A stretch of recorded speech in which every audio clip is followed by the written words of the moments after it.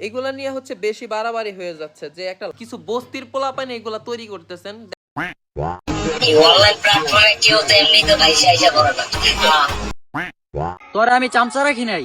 এখন থেকে সবকিছু লিখে রাখতে হইব, কারণ মানুষ হুটহাট করে বলে ফেলে। Hey guys, welcome back. Umar on fire, হ্যাঁ তাকে কেউ বলে বস্তি, কেউ বলে টিকটকার, কেউ বলে ইউটিউব। আমি বলি ভাই, তোমরা যারা উমর অন ফায়ারের সাথে লাগতে আসো তোমরা বোঝো না কেন ভাই? তোমাদের কিন্তু নাই যে উমর অন ফায়ারের মতোই দম। তোমরা এইটাও কেন বুঝো না যে তোমার তুমি আর সবকিছুই কম? কয়েকদিন পর পর এক এক ধরনের পাগল ছাগল এসে বলে এক এক ধরনের কথা। আমি বুঝি না ভাই, উচিত কথা ওদের কেন গায়ে লাগে ব্যথা? আমি বলি ভাই, যে ব্র্যান্ড সে অলওয়েজ ট্রেন্ড। এভাবে কখনো তুমি আসতে পারবা না ট্রেন্ডে, কারণ ব্র্যান্ড অলওয়েজ ট্রেন্ড।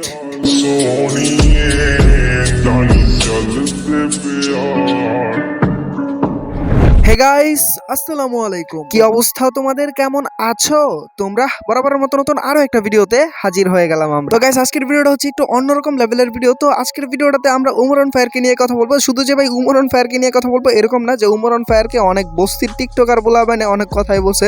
সো আজকে এইগুলাই মূলত তোমাদের কাছে তুলে ধরবো। তারপর তোমরা কি বলবা না বলবা সেটা তোমাদের জন্য আমার কমেন্ট বক্স খোলা আছে। দেখো ভাই, কি যেন একটা পোলার নাম, আমার নামটাও মনে নাই।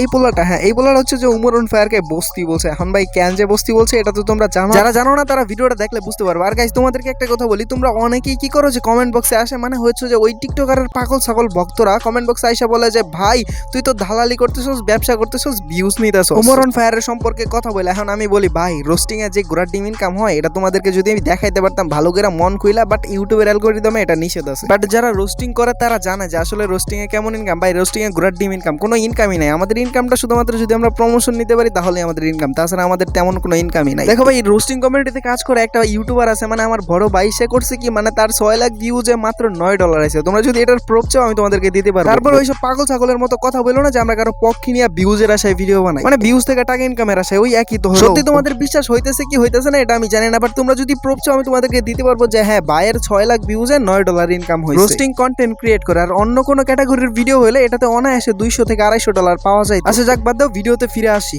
আমরা জানি সে টিকটকার, মানুষ জিজ্ঞাসা করলে কয় ইউটিউবার।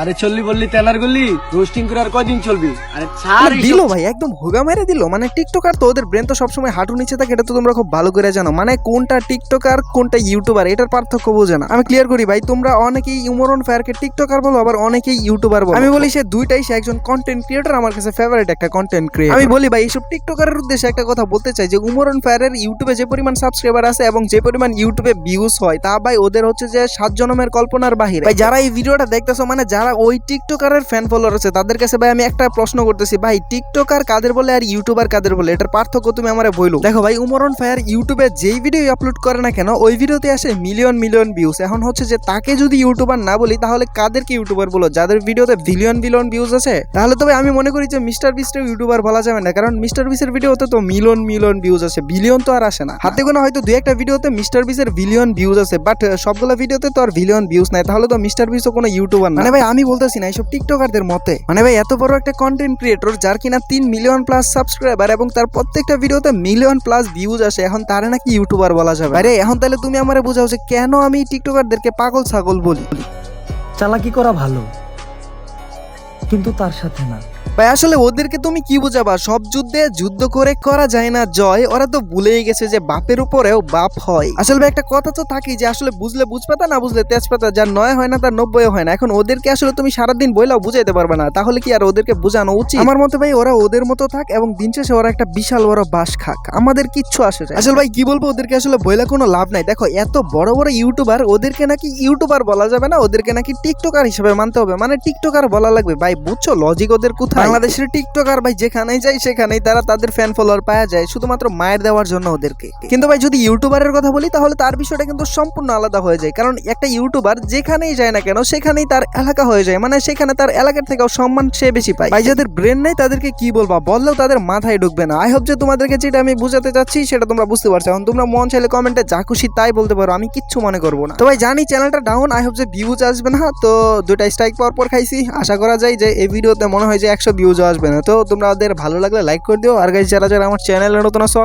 প্লিজ সাবস্ক্রাইব করে দিও। তো আর কি বলবো, ভালো থাকো তোমরা, দেখা হবে তোমাদের সাথে আবারও নতুন কোনো একটা ভিডিওতে।